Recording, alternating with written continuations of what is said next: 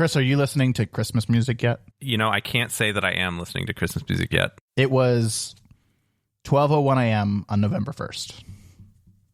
And my brother sent me via text message a link to the Spotify song for Mariah Carey's All I Want for Christmas Is You. Yes, the canonical Christmas song. Yeah, it is. It's the 12:01 on November 1st Christmas song.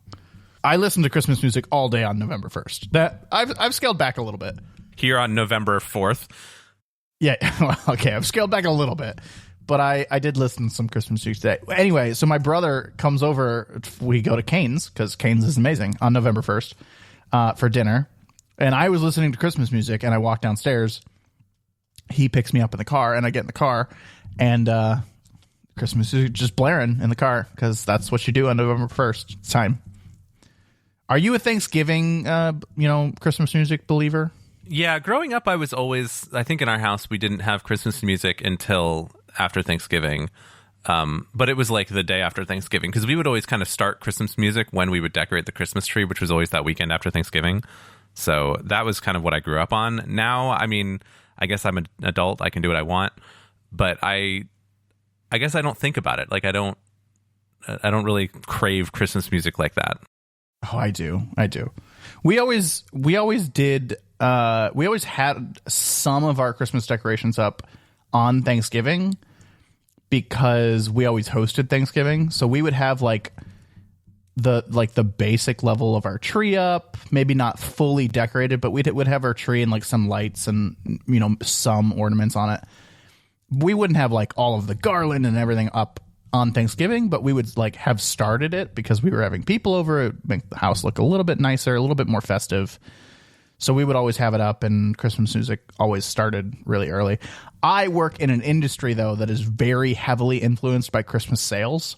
So there's been a tradition at work when we were in the office that like the day, like November 1st, when you walk into the office, Christmas music is playing.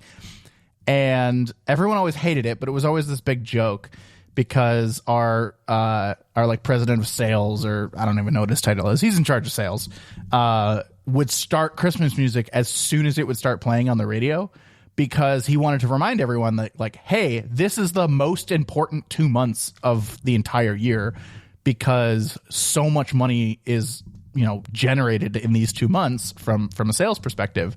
So he would do it as kind of like a, conscious reminder of the season. Okay. Yeah, that makes a little bit of sense then. And it drew the office together, because everyone hated it together. Yeah, and I really think that offices are built around those shared dislikes of things. The one that jumps to mind for me is everybody singing Happy Birthday very poorly every time it's somebody's birthday. And it's like, nobody wants to do this. Nobody is really, like, everybody appreciates that you got a cake or whatever, but like nobody wants to listen to their coworkers poorly sing Happy Birthday. It's just not a thing that people want. We don't do Happy Birthday. We don't do birthdays at my work. Lucky you. Yeah, I'm okay with that. Anyway, start listening. It's good for you. Start listening to Christmas music. And if you out there want to argue with me about it, you're going to lose, but you can hit me up in the Discord. Welcome back to Pride and Accomplishment. I'm Chris. And I'm Jason. This is episode 87. Okay, Chris, right before we started recording today, I sent you I just saw this. I just saw this on Reddit, like right before we started recording. But I sent you a video of a new Guild Wars 2 advertisement talking all about the Skyscale mount. Yes, the Skyscale mount being the dragon mount in Guild Wars 2. And why would they be talking about dragons in Guild Wars 2, Jason? It was such a direct attack on the World of Warcraft expansion coming out. I don't actually know when it's coming out, but it's coming out soon. And I'm sure you're going to tell me as soon as I stop talking. But it was like, I honestly think that some of the phrasing in the Guild Wars 2 video was like lifted straight from the Dragonflight video. I could be wrong about that. It might, maybe not exactly, but it felt like a direct attack at World of Warcraft Dragonflight, which good for them. Like, right? Like take it, like do it, go for it. I don't know that Guild Wars 2's marketing team is good enough for anyone that doesn't already play Guild Wars 2 to see the video. But I mean, at least they're trying. Yeah, they need more reach. Okay, so just a real quick side. They are so good about advertising to people that already play the game. Yes, I will agree to that, yes. It doesn't do anything. I mean, I don't know, every 2 or 3 months, or not 2 or 3 months, 2 or 3 weeks probably, I get an email from them these days telling me about whatever the new thing is in the gem shop. Like, they're trying, and they're definitely using their email list to reach out to me, at least. Yeah, but like this video, like, anyway, I don't know, whatever. Did you watch this video and think, wow, that was a pretty direct attack? Yeah, oh, absolutely. I mean, it's definitely... It starts out with a quote from PC Gamer that says the best mounts in MMOs, which, like, what MMO is going to be bragging with like game review quotes about their mounts? So yes, it was absolutely targeted straight at, World of Warcraft. It also says, why wait to ride a dragon? Right? Obviously, why wait? So to answer your question from earlier, November 28th is when World of Warcraft Dragonflight comes out. However, I think it's the 14th or something like that when the new class comes out, which I don't know if that will unlock the new flying type ability that they're doing or not. But that's kind of when there's several stages of pre-patch, and we can talk about that in a minute. But they've started that whole process, and I think coming out in another week or so is the actual like Drakthir Evoker race and class. I found it interesting that they didn't feature the Griffin at all in the Guild Wars 2 video. They focused heavily on the sky scale. I mean, the sky scale is the dragon, the Griffin is a griffin. So, okay, like, if you want to get all technical about it, like, but the flight style of Dragonflight for World of Warcraft is very much a combination of those two mounts in Guild Wars 2, right? Like there's a bit of like hovering and moving around, but there's also, and that's like standard flying in World of Warcraft with very little limit. That's like very sky scaley, but sky scale in Guild Wars 2 has a little bit of limit. But like the swooping and like the super speed kind of stuff, that's very Griffin-y in Guild Wars 2, and they didn't feature that at all in the video, which I thought was interesting. That probably is just a confusion thing, right? You don't want to like tell people like, oh, well, they have a dragon, we have dragons, but we also have griffins. Like, that's just too much differentiation for someone, especially if you're targeting somebody that doesn't already play the game. That's fair. The thing I wanted to comment about this video is that it ends with this, title card for Guild Wars 2, and then it says, unlock your dragon now. And then there's a little asterisk under it that says, requires Path of Fire expansion plus DLC. And that's fine, right? I mean, WoW Dragonflight is also DLC, and it's paid DLC, and then there's a monthly subscription, as we've talked about many times before. But the thing that I thought it really needed was like another set of little, even smaller fine print under the thing that says requires Path of Fire that also says like, and 150 hours of gameplay. Because it's not that much. Getting a sky scale in Guild Wars 2 is not easy. That is basically what the Guild Wars 2 community is up about. Like, I think one of the title cards in the middle of the video was, why wait to get your dragon or whatever, right? And everyone's like, but there's at least a 3-day time gate on the sky scale. Like, you can't get it immediately. You have to do all of the story in Path of Fire and DLC for Living World Season 4. And then you have to do this quest. And I don't know that it's 150 hours. Maybe with the story. No, I don't think it's 150 hours. I don't think it's that bad. Like, if you exaggerating a little. Beelined it for the sky scale, it's probably 40 hours. I mean, it's a significant time investment. It's probably 40 hours. And a significant amount of gold and or waiting and or questing. There's always this balance in Guild Wars 2 on like, what do you want to buy and skip, or what are you willing to do yourself? And there's time gates. You can't just get it immediately. So it's a little disingenuous. I was gonna give that to them, but I think that the funny thing is that there's a lot of other things involved time wise. Whereas when you have Dragonflight, you'll just, I'm assuming, do a couple base quests and then, start to get access to these things. And then that'll be kind of the thing that they do over the course of the expansion. But I don't know. We'll see how it plays out. Yeah, I'm very interested in how you unlock the mechanism in Dragonflight. How long does it take? What does it take? I assume because it's advertised so heavily that it's fairly simple to get. Yeah, it's got to be because it's a main part of this expansion. Like if it was, you have to do 1,000 hours of raiding in order to get flying in Dragonflight, I don't think people would be very happy with them. But then again, it's Blizzard. Again, similarly, though, when End of Dragons for Guild Wars 2 came out, the turtle mount was one of the main selling points of that. And people were a little upset with how long it took and what the requirements were to get the turtle mount. I mean, it was less easy than maybe the mounts had been in the past. The mounts had kind of been like just a part of the story. They were kind of required story steps. Whereas the turtle, you had to like really work for it. And I don't know, people didn't really like that. So I anticipate the Dragonflight mechanism, however it's done on the World of Warcraft side, to be a part of the story. I don't know if that's fair to say with World of Warcraft, but I would assume part of the progression of the expansion.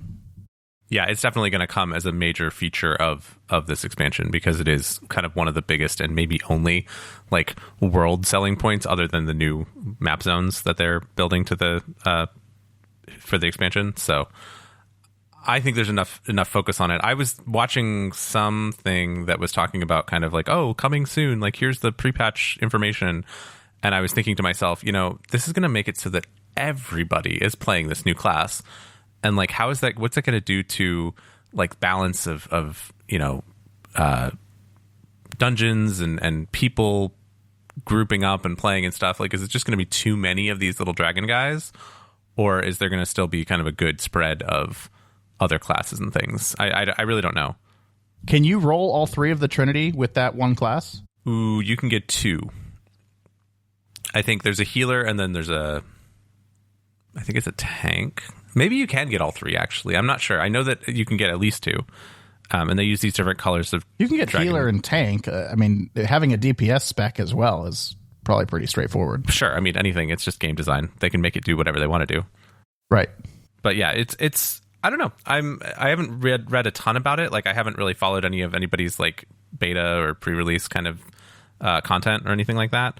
Kind of just like, let's see what it is. I want to be surprised because I'm not like hanging on to every word coming out of World of Warcraft these days. Last we spoke, you had pretty much planned to get it because of your current kind of work situation and time zone and all that. Are you still planning on getting it, and have you pre-ordered it? What's the update? Yes. So as we record this, about 24 hours ago, I did pre-order Dragonflight at the high tier that includes 30 days of game time, which means that I will have my 30 days of game time will end a couple days after the expansion actually drops. And that'll give me a little bit of time to kind of see what it's like, see kind of how many people are back, see kind of what the friend situation is there in terms of players and people to play with. And then also to kind of get a kind of a feel for what's coming out with the new expansion. Also, it lets me play the pre-patch, and they've released the things that we talked about a couple episodes ago, like the UI and the talent overhauls. Those have come to the game now, which is something I was kind of waiting for, so that I could get in there and do some of that customization stuff. So that's kind of been fun to mess around with. I've been away for so long though that I don't remember what's going on or like how to play World of Warcraft. Yeah, that definitely happens. I find myself pressing X a lot to try to get onto my mount, which is the button in Guild Wars, but it's not the button in World of Warcraft. You could remap it. I know, I've thought about it. But then you got to put it on an action bar and blah, blah, blah. I think I did when I played World of Warcraft. I set whatever key on my toolbar to X for the mount. Yeah, so I might have to do that just to have a little bit of consistency between the two. It feels good being able to set your certain things to certain, key presses across games. I mean, I like in Fortnite, right? Like you remap some stuff. We're totally off subject now, but you remapped some stuff just so like your one key is always your assault rifle, and that's true of almost every game I play. So yeah, I was just thinking we should put on our like list of things to talk about someday. Not now, but someday. We should talk about kind of input schemes and preferred hotkeys and stuff like that, because I think that we have probably some different styles to that. Yeah, I agree. I mean, here's one quick question: would you prefer E or F to be your use key? Eesh. Depends on the game. Right? All right. Well, we'll tease that and save it for another day. Whoa. Watch this. You ready, Chris? Speaking of assault rifles. Oh. Yeah, that's the sentence I say often. See what I did there? I do see what you did there.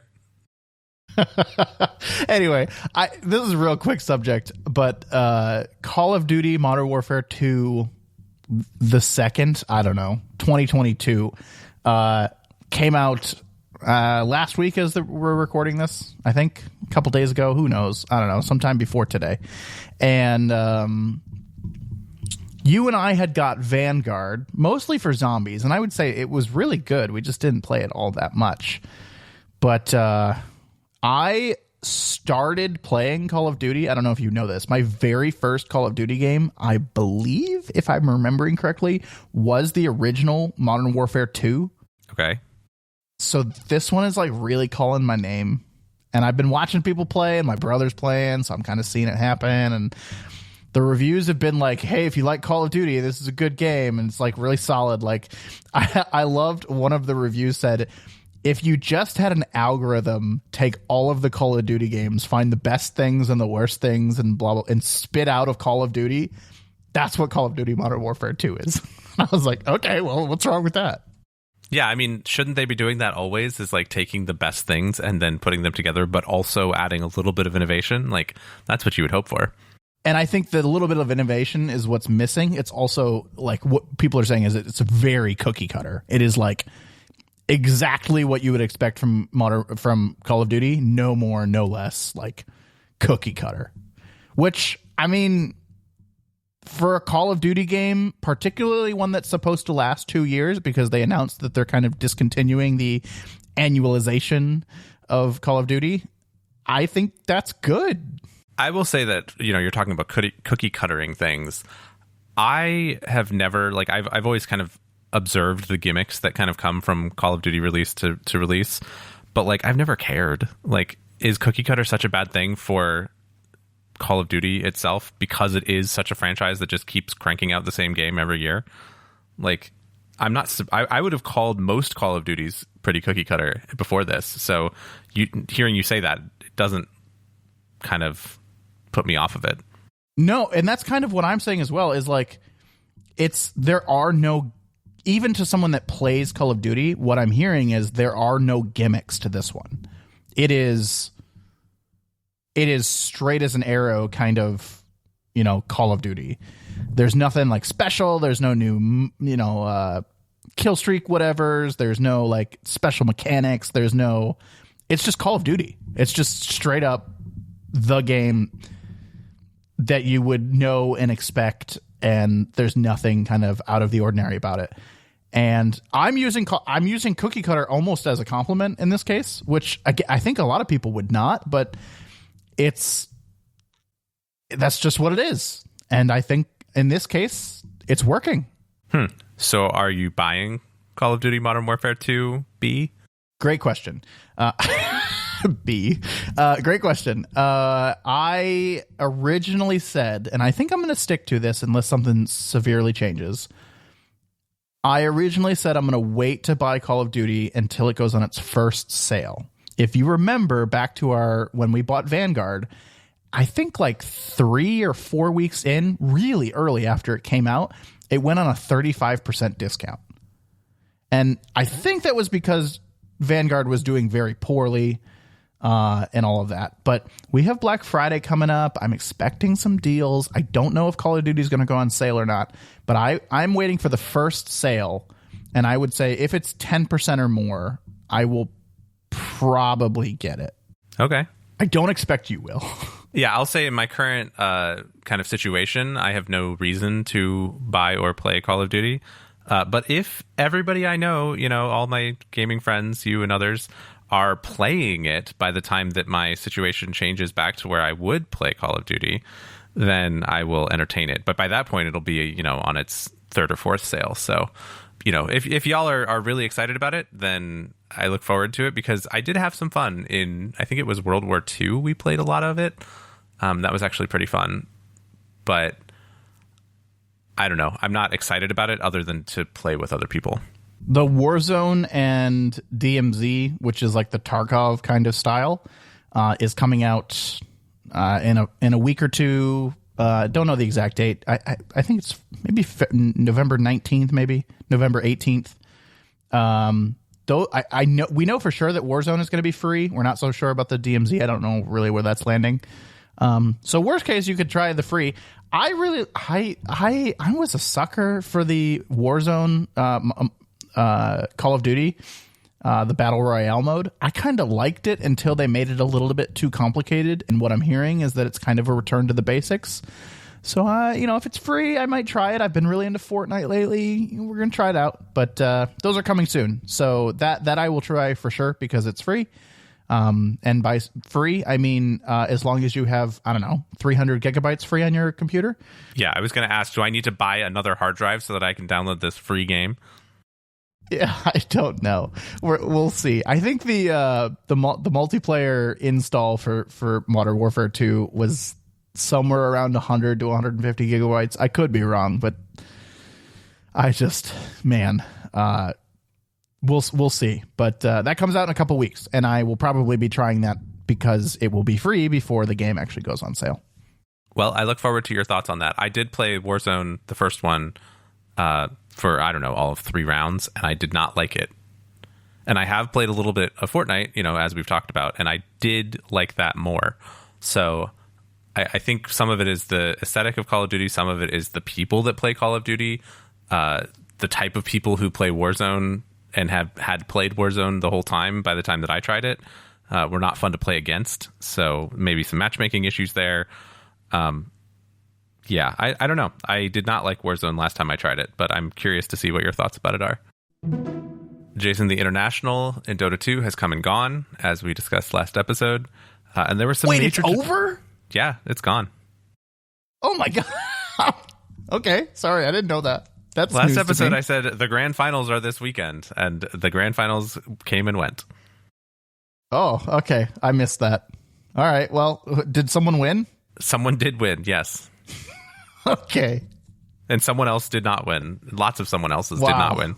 Wow. Yes. That's not really what I wanted to talk about the International, though, but there was some news in between kind of when we posted our previous episode and kind of when the International ended. A couple of kind of bigger things in the Dota scene, I would say. The biggest one is that Valve basically bribed the entire Dota community with something that they called the International Swag Bag, which when it first came out sounded a lot like something that you would get if you were physically in person in Singapore, at the International. That's what I thought it was, reading these notes. Yeah, exactly. So everybody thought that was what it was going to be, but this was a digital swag bag. And what they did was they gave everybody who plays 10 games of Dota during the Battle Pass, kind of during the Battle Pass time frame, this swag bag thing that has 30 days of Dota Plus time, which is their kind of AI-assisted gameplay advisor thing. It normally costs, I don't know, $3 or $5 a month or something like that. So 30 days of Dota Plus time. So it's like free for them to give that out. No big deal. And then a Battle Pass, which is a $10 value, right? So that's something that you buy and you buy into it, and that's how you get the Battle Pass. So that was a little bit weird. If you already had a Battle Pass, they gave you 24 levels, which is what would normally cost the $10. So like normally to buy the Battle Pass, it's $10. You get a level 1 Battle Pass. And then after that, if you want to buy levels... all I had to do was log in and play 10 games, and I got a Battle Pass. Yes. I think you may even still be able to do it. Dang. And then the last thing they gave you is the choice of one Arcana level item, which is the highest tier items. And these are the ones that they would sell in the shop and still do sell in the shop for $35 each. So like there's that fancy Crystal Maiden one that has like the little wolf pup that follows you around and stuff. And like there's one for Zeus that gives him a giant cloud to ride on. There's one for, I don't know, different heroes have different things. But you got your choice of any of those Arcanas from the shop. Not the ones from this year. Like there's a couple that are in this year's Battle Pass, but basically any of the other ones, including ones that I think were in previous Battle Passes. So that was like another like $35 value. So this was like a $50 value of free stuff that they just gave out to everybody. You said bribed at the beginning of this, like they bribed people. What were they apologizing for something? What happened? What led to this? Well, I don't know if it, cause and effect is tricky because you can kind of see this happen and you can say, oh yeah, that's why they did it because, I'm Reddit and I'm angry about it. And that's really what it was, is that Reddit was angry about this Battle Pass because they were like, oh, well, it's split into two parts. There's kind of this part one up until the event of the International, and then part two, which just started, is kind of a combination of still continuing the Battle Pass and also adding a Christmas event that they used to do as a standalone thing. So people are, grumbling about that. This year they didn't do a terrain. So normally they do kind of a map skin that they put out and they call it a terrain. They didn't do that this year for the Battle Pass. They did it last year and most other years for the International. They only have 2 sets of Immortal Treasures instead of 3 sets of Immortal Treasures. Just all sorts of little stuff where people thought that they were kind of losing quality and nickel and diming things and it was going downhill. People were complaining about that. There was a lot of concern, like we talked about before, about the prize pool because it was, only the Battle Pass stuff that was purchased up until the event counts towards the prize pool.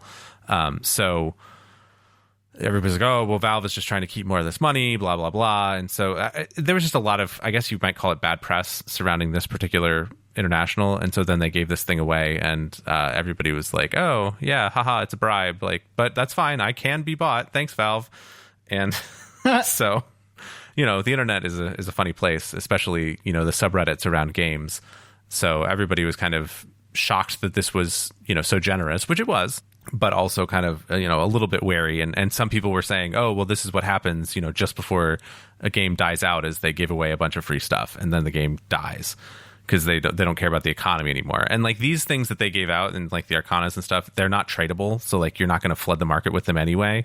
They're just for you. So like you get this one thing and you can't gift it or trade it to anybody. You can just look at it and use it for yourself. So that's how they introduced that a long, long time ago in Dota and I think in, Counter-Strike and in Team Fortress 2 to be able to have things that are not tradable or marketable either for a time limited amount of time or permanently. So these are permanently not tradable. So you can add it to your collection, but you can't, use it to profit unless you sell your whole Steam account. Gotcha. I mean, I guess I see that. It still seems like a pretty hefty giveaway. I don't know. I hadn't heard about the bad press outside of the Dota bubble so much. Like you had mentioned it to me, but I didn't see it spill over from anywhere. But I guess it's nice of them. That's great, I guess. Yeah, I will say that watching the event was still very fun. Like we talked about the production value last time, but like just in general, like watching the cast matches, like things with actual commentators and like teams that are really, really good at what they're doing.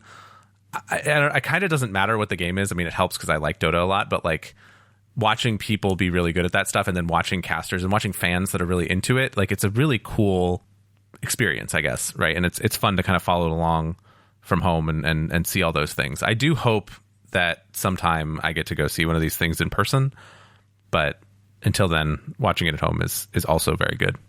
Hey, Chris, have you seen this really cool show? It's called Players. I have. That was a really good show.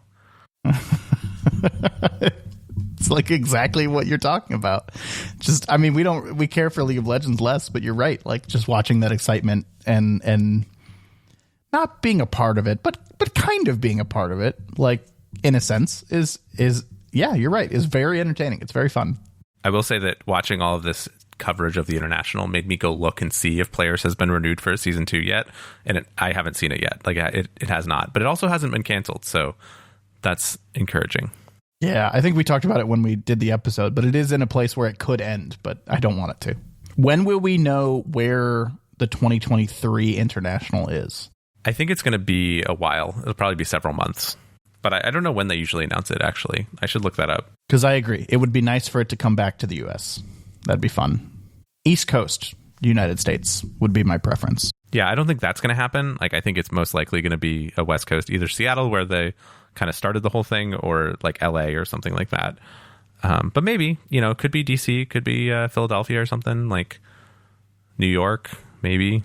This past year, they announced in June of 2022 the Singapore thing for October of 2022. Okay. So it was pretty quick. Okay, well, we'll see. We'll see coming mid 2023 where we're going. Yeah, here we go. P&A on the road. Another thing that they announced at the International, just real quick, is they always kind of do a couple of things where they have like cool little surprise things to add to the game. One of them was a new hero that they're adding called Muerta, Muerta, and she's a ranged hero. I don't know. That's kind of Day of the Dead themed ish kind of. That's not really the exciting part. The other thing they did was they put out a new announcer pack, which they often do in the Battle Pass. They actually did one for Mega Kills for Gabe Newell a couple of years ago, which was kind of fun and funny. They did a lot of Gabe cameos, I guess, in the videos surrounding the event this year. But the thing that they did that was really cool that they did for the announcer is they have a Cave Johnson announcer pack from Portal 2. Oh, that's good. I like that. Yes. So I haven't actually played a game with that announcer yet, but I just unlocked it yesterday, I think it is. So I'm looking forward to playing with it. I also have the GLaDOS announcer pack from forever ago that they actually sold as like a Portal tie-in. So I'm wondering if I can set up like GLaDOS Mega Kills and then Cave Johnson just commentary, like announcing of the game. Oh, that'd like be have good. Them both. It would be amazing to me, and I don't think they did this at all, but it would be so cool if they had some kind of interaction if you had both of those equipped. But I'm sure that they don't. That's good. I like that. That's so cool. I mean, sometimes I forget that Valve owns both. Well, yeah, because they don't do anything with the properties. So like it's very forgivable to forget that Valve, makes games sometimes. They're not just the Steam Deck people. Speaking of Steam Decks, because we're doing segues these days. Oh, wow. Good one. I have been playing a new game on my Steam Deck a little bit here and there. And it's not a new game. It's just a game that's new to me. I've been playing Cult of the Lamb on the Steam Deck recently, which is a game that came out early this summer, I think it was, and has been compared favorably to something like Hades, which I have spent a lot of time in and have really enjoyed. And I don't know. I can see the comparisons, but I don't know if it's as good as everybody says it is, I guess. I've seen a lot of this one on Twitch. This was kind of it went through a fad on Twitch for a little bit. It has some pretty good Twitch integration, which is why people were playing it, I think. So I've seen a lot of this game. I would say it is definitely very different than Hades. It is sure it's like kind of the same. It's not really the same. I don't think I mean I don't think they're comparable at all. I think that the comparison comes from the combat style. Sure, perhaps, fine. But in any case, I think it looked like a decent game. I know a lot of people had a lot of fun with it. And a lot of people had a lot of fun with the Twitch integration. So one of the elements of the game is that you recruit followers to your cult. Is that right? Yes. Yeah. So let me give a quick premise of the game. You start off as this lamb, and then for weird story reasons, you have to start a cult that's mostly a cult of personality, it seems, like a cult around you, the lamb, which is why the game is called Cult of the Lamb. But there's also some kind of deity or god that you're supposed to be the conduit for or something. I don't know. It's a lot of like occult and like weird like pentagrams and strange kind of, I don't know, demon worship type things, which is the thing that really turns me off of it, is that it's very much more aesthetically in that vein than I would prefer, but it's all cartoony and kind of fun. So like it's not so overbearing, but a lot of red just in general. But you start this cult, and then as you go, you kind of get followers and you recruit the followers, and then it's almost like Animal Crossing in this way, where you can tell the followers what to do and have them like work on things, and like then they worship this shrine thing. And that gives you currency, which gives you a tech tree, and you can kind of level up. You have to like keep them fed and make sure that like the site is clean, like your town is clean, and like that they all have beds to sleep in and stuff. So it's a mix of almost like oxygen not included, baked in with this thing. And then interspersed with that, you go out on kind of expeditions where you go through a randomly generated roguelike series of map tiles, and those have pretty simplistic combat in them, and that's where they get the Hades comparison, I would say. Yeah, the Animal Crossing, we'll call it, element of it was always interesting to me. That's the part I cared about the most. It was I don't know, it was cute. I agree with you that the setting is a little bit of a turnoff to me, but the art style is pretty cool. It's you're right. It's really dark, and I just don't care for that. Dark and red, and I don't want to call it vampire-y, but it's like kind of like that. So I never played it. I never had an urge to play it, but I did watch a lot of it. The one thing that Twitch integrates with, you talked about these followers that you have to recruit into your village and all that. When you recruited a follower, Twitch streamers could have a lottery to someone in their chat could become that follower, right? So it would take their name, and then the Twitch integration was really cool because if you won the lottery, you could then like almost like Animal Crossing style, like build like what your follower looked like what their, what head did they have, what clothes did they wear, kind of, like did they have a scar or something on their face? Like you could build like what your follower would look like, and then it would appear in the streamer's game. It was very good. That was really cool. And then, I don't know, do the followers have names like on them all the time? If they did, or if they do, yeah, it would take your name from Twitch chat. So that was kind of cool. It was a way to keep people engaged. And I think that's why it got a lot of attention kind of pretty fast, because it was a fun, Twitch streaming game in that regard. Yeah, I've played a little bit of it. I mean, I'm on day, 9 or 10 or something like that, because it's broken into a little day-night cycle. So I'm not super far into it, but I've just been playing it a little bit lately, and it's a nice little Steam Deck game. I had a lot of trouble. I started on my computer, and then I tried to sync the save over to the Steam Deck, and it didn't work, so I ended up having to restart on the Steam Deck. I don't really know what happened there, because everything else I've done on the Steam Deck has been flawless to transfer games between. So that was a little bit strange, but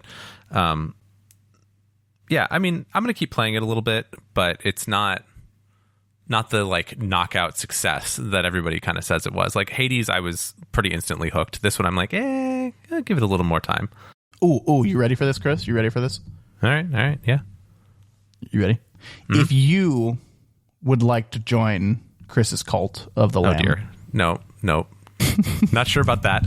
Or if you would like to get in contact with us, or join the conversation, or just talk to us, or whatever, you can do that by joining our Discord, which you can get to at discord.pnapodcast.com. If you'd like to find any of our older episodes, read our show notes, or get in touch with us via email, you can visit our website at pnapodcast.com. That's P, the letter N, and the letter A, podcast.com. If you're enjoying the show, we would love if you could share it with some others that may enjoy it as well. Thanks for listening, everyone. We'll talk to you next time. Is this where I play Christmas music? Like, I can put Christmas music in the end? To just slap people across the face with it? I don't think that's how copyrights work, but you could try. No, let's not get in trouble. Let's not. I just have Christmas music stuck in my head, and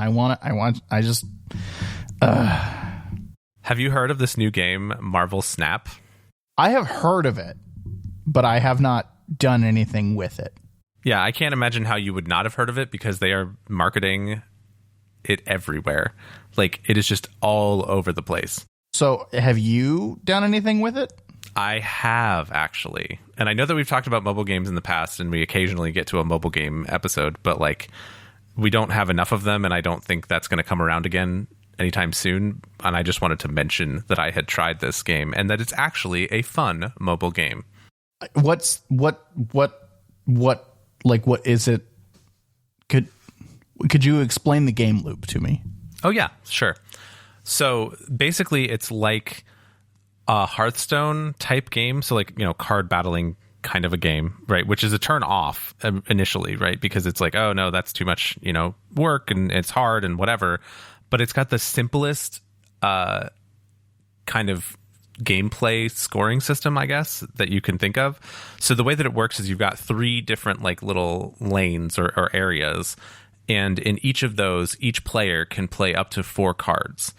And cards have 2 stats. They have a cost and a power, and that's it. They can also have an ability. The abilities are kind of what you'd expect. Just different kinds of things that are like rule-based things. So there's, for example, Hawkeye has one that says like, if you play a card in the same area next turn, give another bonus 2 points to power to this card. So the way that it works is it's played on these 3 lanes, and you have to win by, at the end of 6 rounds, you have to have the most power in 2 out of the 3 lanes. So you win by having 2 out of 3 areas controlled, I guess you'd call them.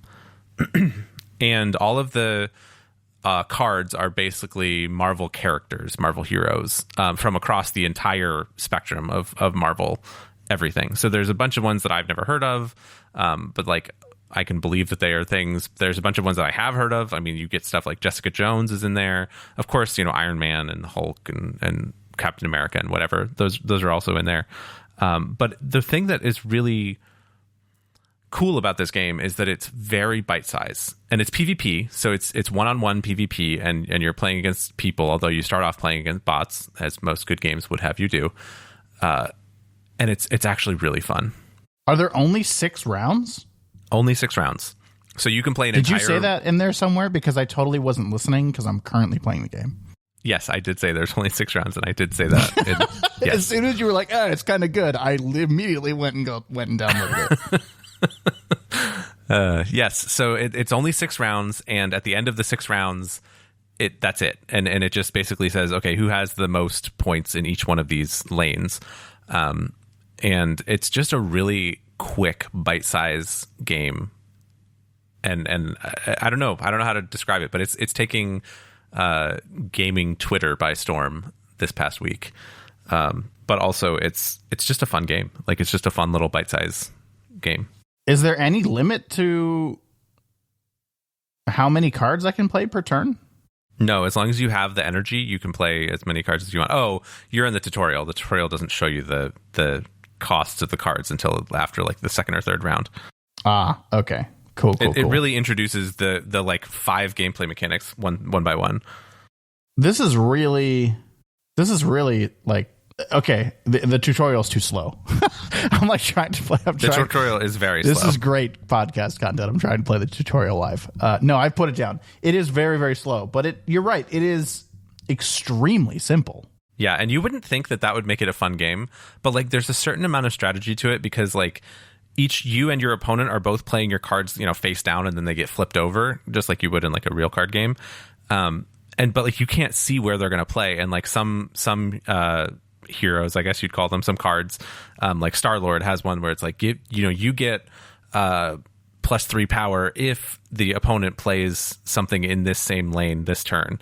And like that's just a total guess. You just have to, guess and strategize and assume that your opponent's going to play something in that row in order to make it make you more powerful. So like there's different things like that where it's not too RNG either. Like there's a few things that are kind of RNG, but like generally speaking, it feels pretty fair ish. So there are all these different lanes. That's the other thing I didn't mention, is that each of the lanes is a different like place from kind of the Marvel universe. So you can have different places that have different environmental effects, basically, where it's like, oh, everything in the sewers, loses 1 power or something like that, or like 1 power per turn or something. I don't know. Or you could say like, oh, this particular spot, the one I really don't like is there's one location where you're only allowed to play a single card in that lane, which means that you just have to like pick your best card and like put it there. So that's a little bit tricky. One time I did that blind, like I put a card in the thing before the location was revealed, and I put a kind of bad card in there, and then it got revealed to be the one that you can only play 1 card, and I had already played my 1 card. So I was like, oh, well, there goes that. I definitely lost this lane. But that's okay because there's 2 more. Then you only have to win 2 out of 3. So I think I did actually end up winning that game. Okay. All right. I might try it. I'm not a big phone game guy. We've definitely talked about that, but I might try. What's the mobileness? What am I missing? Is that I can only play so many times per hour for free, or what? No, and that's the other thing is that they have a battle pass, a season pass they call it, that you can buy, and that's how you kind of get the best, or not the best, but the most completionist things out of it, I would say. So like if you pay for the thing, then you can get, I don't know, Miles Morales card or something. So if you're a real collection person, then you would want to pay for this. If you don't care, which is where I am, you can just play the game. There's no lives. There's no time gating. The only time gating that there is there's like achievements, or like not achievements, but goals, missions they call them, and like dailies. For those, yeah, like dailies. Those they take 30 minutes to respawn or whatever. But like like playing the game, like playing a new match, playing a new round or whatever, that is totally unrestricted, and you can play as much as you want. There is a premium currency. I don't really know what it's for. But then there's a couple of other things. You can upgrade your cards, and there's quests to upgrade your cards, and those cost resources, and you can get those resources by playing, or you can shortcut it by paying money to shortcut that stuff. So it's actually pretty reasonable for a mobile game. Like it's about what you'd expect for just a free-to-play game in general.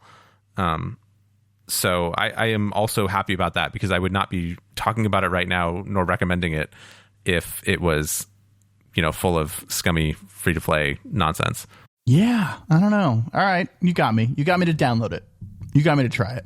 Well, keep us updated. Let me know. I'm curious to see how you like it once you kind of get through the very slow tutorial. Yeah. I'll let you know next time on P&A.